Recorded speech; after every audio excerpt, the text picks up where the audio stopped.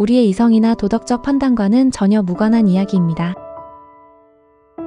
집에서 아빠와 세상 떠나가라 신나게 장난치며 놀던 5살 배기 딸아이가 양가 조부모님을 만났을 때를 생각해봅시다. 친할머니 품에서는 묘하게 낯을 가리거나 예의를 차리던 아이가 외할머니 품에만 안기면 언제 그랬냐는 듯 완전히 무장해제되어 어리광을 피우고 찰거머리처럼 달라붙습니다. 친할머니 입장에서는 용돈도 더 쥐어주고 장난감도 사주며 예뻐해주는데 묘하게 자신보다 외할머니를 더 편하게 따르는 손주를 보며 내심 서운함을 감추기 어렵습니다. 아빠들 역시 왠지 모를 머쓱함에 헛기침을 하곤 하죠. 흔히들 외할머니가 더 자주 봐주니까 그렇지, 혹은 엄마가 친정엄마를 더 편하게 대하니까 아이도 그걸 눈치채는 거야 라고 말합니다. 물론 환경적인 요인도 큽니다. 하지만 진화생물학과 심리학의 렌즈로 들여다보면 이 현상의 밑바탕에는 우리 사피엔스가 수백만 년 동안 생존하며 뇌와 유전자에 각인시킨 외할머니 효과라는 아주 놀랍고도 견고한 과학적 비밀이 숨겨져 있습니다. 단순한 기분 탓이 아닙니다. 친할머니의 사랑이 부족해서도 결코 아닙니다. 오늘은 우리 몸속 가장 깊은 곳,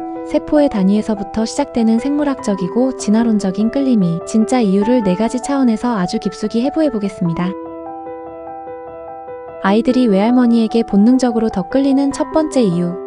그 해답은 우리 몸을 구성하는 세포 속 미토콘드리아에 있습니다. 생물 시간에 한 번쯤 들어보셨을 미토콘드리아는 세포 내에서 에너지를 생산하는 발전소 역할을 합니다. 그런데 이 작은 기관은 세포에게 있는 DNA와는 별개로 자신만의 독자적인 DNA를 가지고 있습니다. 여기서 생명의 아주 신비로운 마법이 일어납니다. 정자와 난자가 만나 생명이 잉태되는 순간을 현미경으로 들여다보겠습니다. 아빠의 정자에도 미토콘드리아가 있지만 그것은 꼬리 부분에 집중되어 있습니다. 정자가 난자 속으로 진입할 때 머리만 들어가고 꼬리는 밖에서 떨어져 나갑니다. 혹여나 난자 안으로 섞여 들어오더라도 난자는 정자의 미토콘드리아를 철저하게 파괴해버립니다. 그 결과 수정란에 살아남아 아이의 몸을 구성하게 되는 미토콘드리아는 100% 난자, 즉 엄마의 것입니다. 이 목의 유전의 법칙을 조부모 세대로 거슬러 올라가 볼까요? 나의 미토콘드리아는 어머니에게서 왔고 어머니의 미토콘드리아는 외할머니에게서 왔습니다. 외할머니, 어머니, 나로 이어지는 이 연결고리에는 단 1%의 끊어짐도 없습니다. 반면 친할머니의 미토콘드리아는 아버지를 끝으로 나에게 전달되지 못하고 단절됩니다. 즉 눈에 넣어도 아프지 않을 손주의 몸속에는 친할머니의 미토콘드리아 DNA가 전혀 존재하지 않습니다. 아이의 세포 하나하나에서 에너지를 뿜어내는 공장은 오직 외할머니의 완벽한 복제본인 셈입니다. 이 압도적인 생물학적 바코드는 보이지 않는 곳에서 외할머니와 손주를 가장 원초적인 생명의 끈으로 강력하게 묶어버립니다.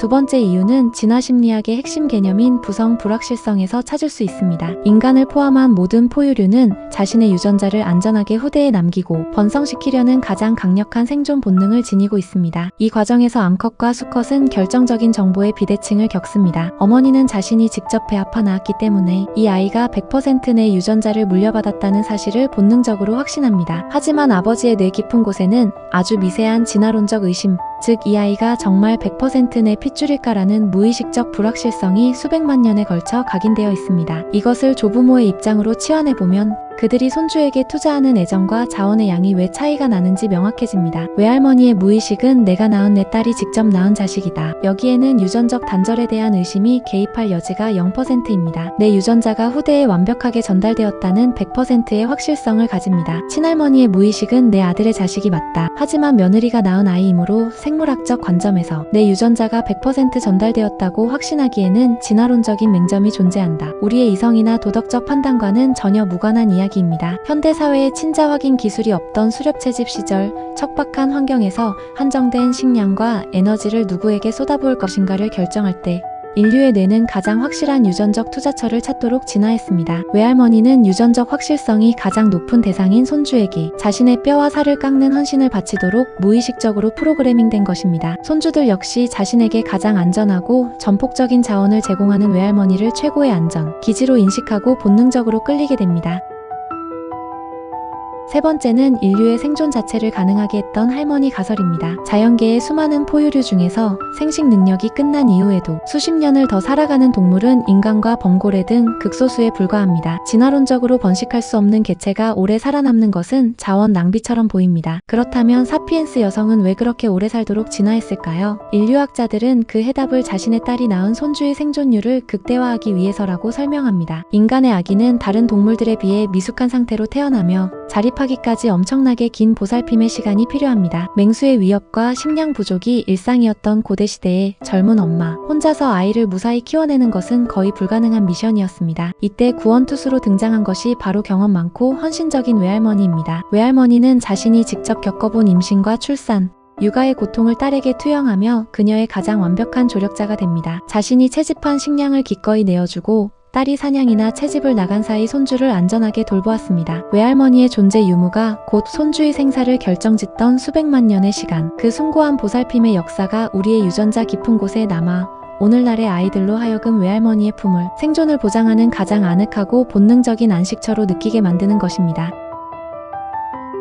마지막으로 뇌과학과 후성유전학의 관점에서 바라보겠습니다. 딸은 외할머니의 자궁 속에서 10달을 보냈습니다. 그 안에서 외할머니가 느꼈던 스트레스, 기쁨, 호르몬의 미세한 변화를 온몸으로 공유하며 뇌를 형성했습니다. 시간이 흘러 그 딸이 성장해 아이를 낳고 기를 때 외할머니의 뇌 속 거울 뉴런은 맹렬하게 작동합니다. 눈앞에서 육아의 고단함에 지쳐가는 딸의 모습은 과거 젊은 시절 힘겨웠던 자신의 모습과 완벽하게 겹쳐집니다. 이 강력한 감정적 동기화는 딸을 향한 깊은 연민을 낳고 그 연민은 딸의 분신인 손주를 향한 맹목적이고 무조건적인 사랑으로 확장됩니다. 아이들은 기가 막히게 이 미세한 감정의 주파수를 읽어냅니다. 아이에게 엄마는 세상의 전부입니다. 그런데 그 엄마가 가장 편안하게 기대고 가장 무장해제되는 대상이 바로 외할머니입니다. 아이의 뇌는 나의 우주인 엄마를 가장 안전하게 감싸주는 저 존재야말로 나에게도 세상에서 가장 안전하고 따뜻한 품이구나라는 것을 찰나의 순간에 직관적으로 흡수합니다.